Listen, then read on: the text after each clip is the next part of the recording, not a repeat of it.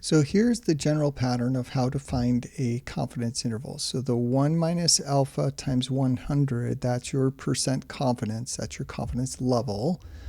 And to find that percentage confidence interval for the mean, population mean mu, you take your x bar value, your sample mean, and you subtract z sub alpha over 2. So whatever this alpha is, that's this alpha here. And remember, z alpha over 2 is the z value with area to the right is alpha over 2, multiplied by sigma over root n. So this is your margin of error here in your estimate.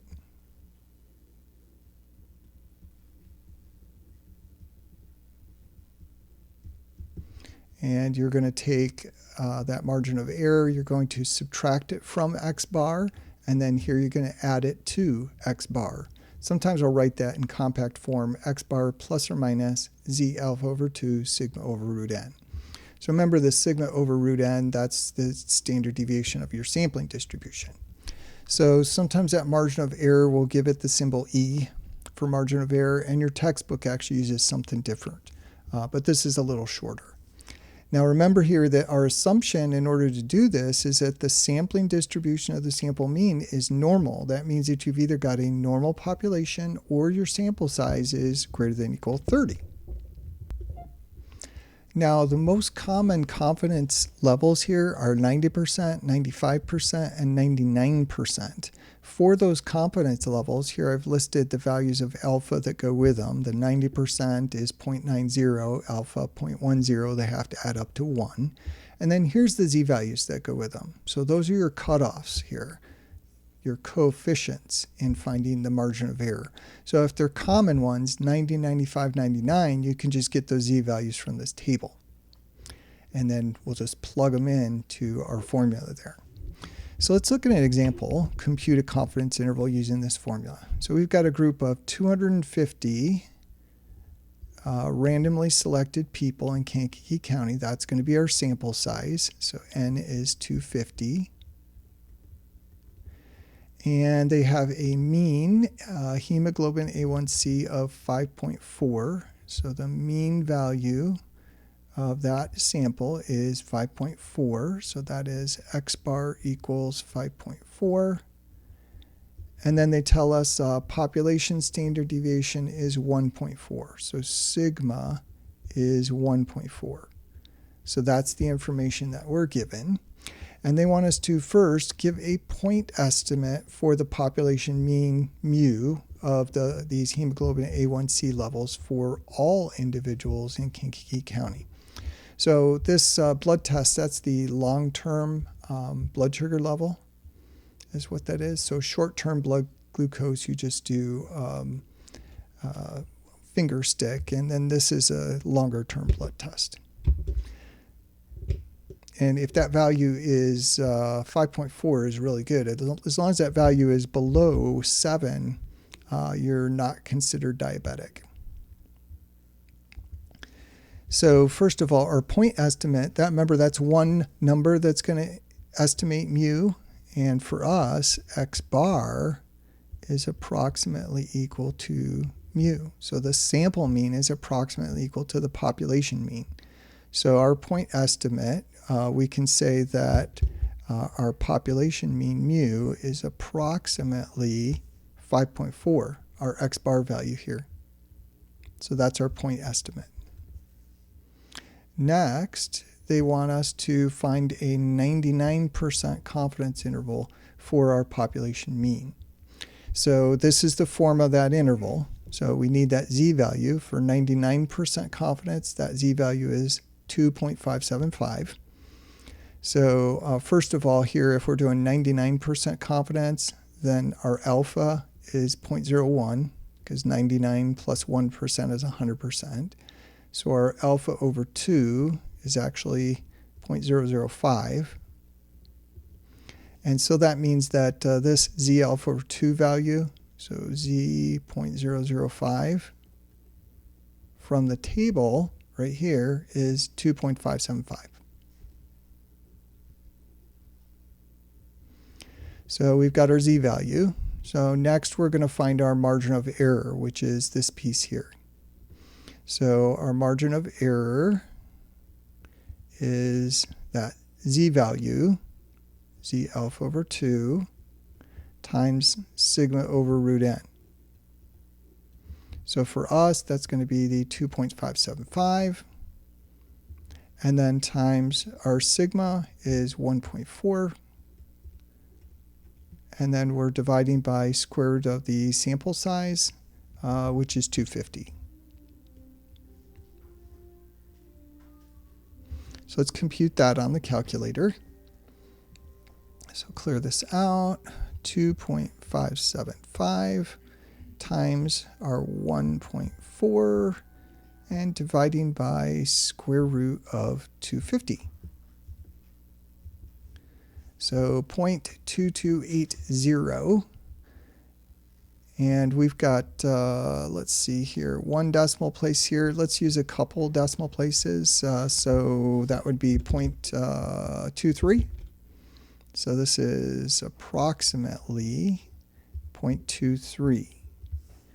So now to get this interval, we subtract that from x bar and add it to x bar. So our lower bound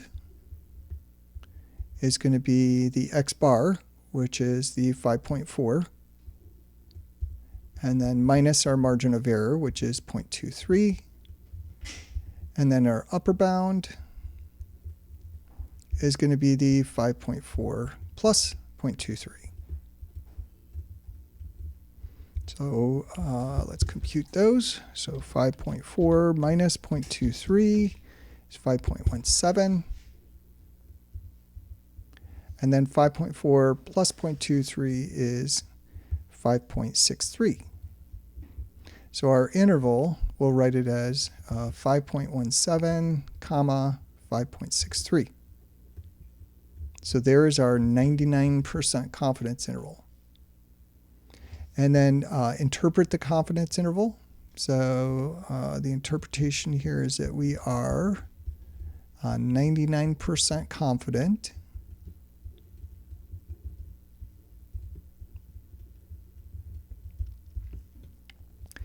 that the population mean weight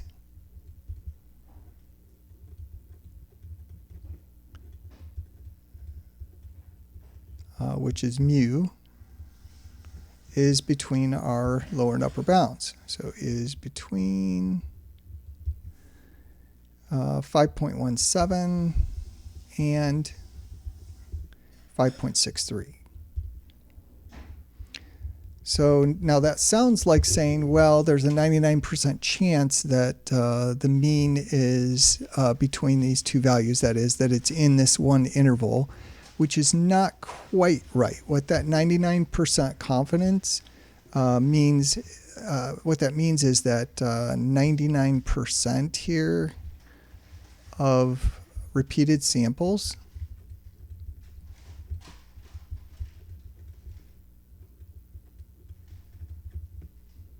of size 250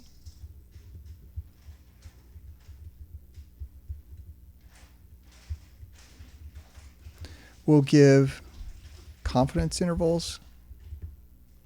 I'll abbreviate that as CIs, confidence intervals that contain mu.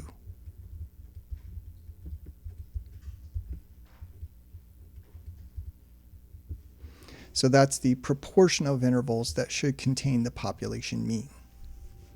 All right, let's try another one. Let's find a 96% confidence interval for the population mean. So that's not in our common table here. That's not one of our common values. So we need to find that z value.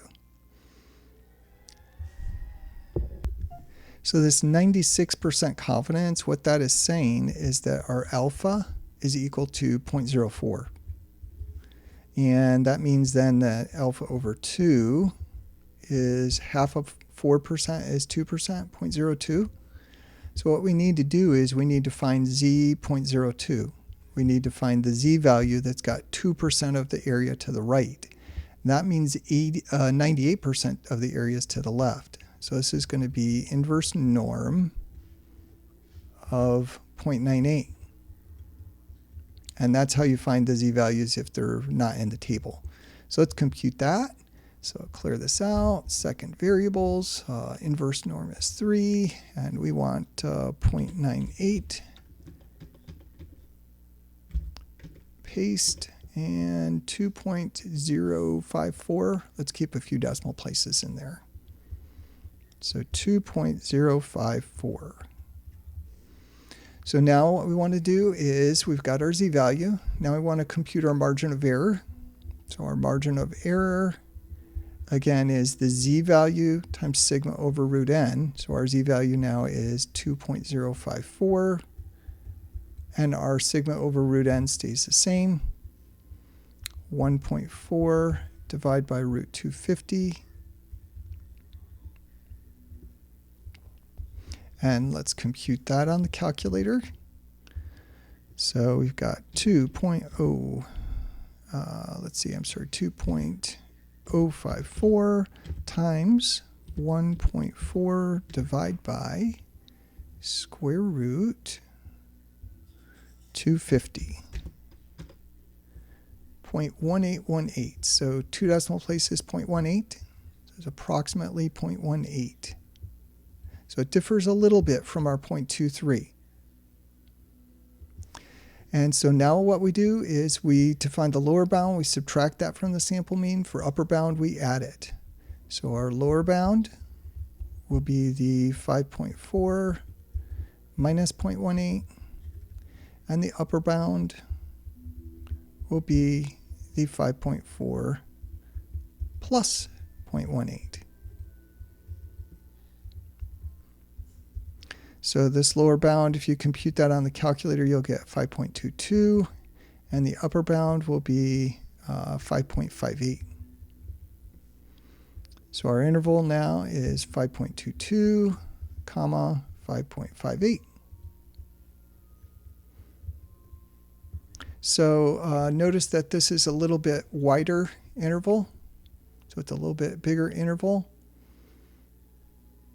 No, I'm sorry, a little bit narrower interval. This is wider. It goes out to 5.17 and 6.3. It's a little bit narrower interval. So we've got a better estimate, but we're only 96% confident instead of 99% confident that our population mean is in there.